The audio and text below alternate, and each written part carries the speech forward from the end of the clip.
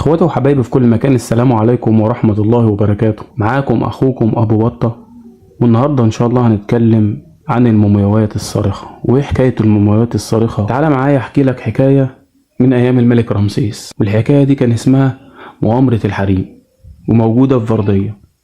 اسمع يا سيد البلد والناس.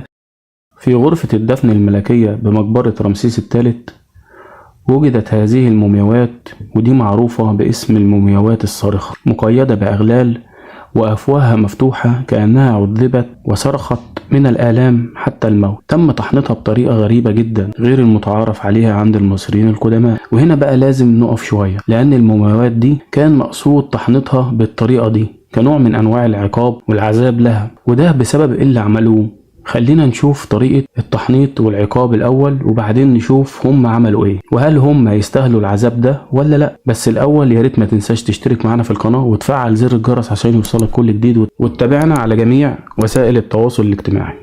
المهم، دي أغرب طريقة تحنيط، وهنا لم يتم إزالة الأحشاء والمخ، وتم تغطيتها بجلد الماعز. وطبعا جلد الماعز كان معروف في العصور المصرية القديمة إنه نجس أو مش طاهر، وبما إنها مدفونة في الغرفة الملكية فهم من العائلة المالكة. لكن حبيبي المتابع، إزاي ده حصل؟ تعال أقولها. بص معايا يا عم الناس. علماء المصريات أخيرا اكتشفوا بردية مكتوبة نقلت لنا أحداث مؤامرة اغتيال ضد الفرعون، وعلى ما يبدو إن الفرعون رمسيس لم يحدد من أبناء زوجاته الملكيات من سيرث العرش من بعده، وده خلى زوجته الملكة تي أيقنت إن الملك لن يجعل ابنها بنت أور وليا للعهد، فصممت على قتل الملك وبعدين تجعل ابنها ملكا. وطبعا ده ما عملتوش لوحدها، اشترك معاها في تدبير المؤامرة 2 من كبار موظفي القصر، وهما مسدرع وباك أمون وبعض الوزراء والكهنة. لكن كانت تفاصيل المؤامرة مسار نقاش بين علماء المصريات. وهنا بقى يا سيد البلد والناس، أعلن الفريق المصري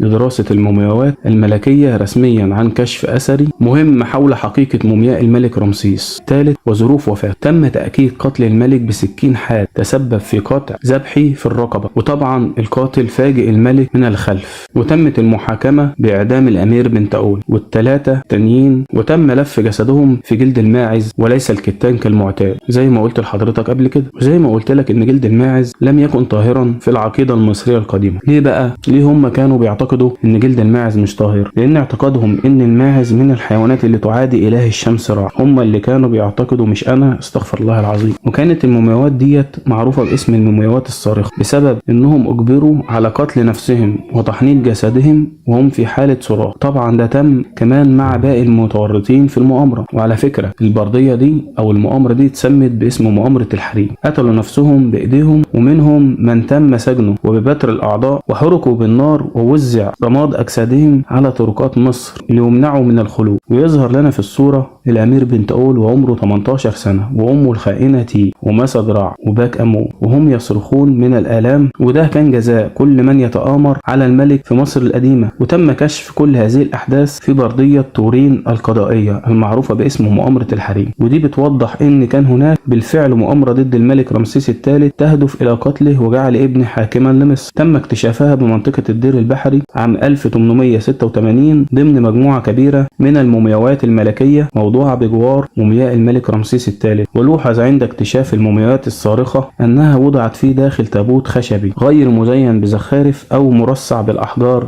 زي ما هو متعارف عند المصريين القدماء. وكمان كان التابوت لا يحمل اسم المدفون بداخله، وتم وضع عليه جلد الماعز وصوف النعاج، وده لغرض التحقير من شأن الميت. وعلماء المصريات أثبتوا إن بن تاول هو ابن الملك عن طريق الأجهزة الحديثة اللي موجودة في عصرنا الحالي. وطول عمرنا بنسمع عن إن كيدهن عظيم. الكلام ده مش موجود دلوقتي، ده من آلاف السنين، من أكتر من 7000 سنة من عصر الفراعنة. وده كان نهاية فيديو النهاردة.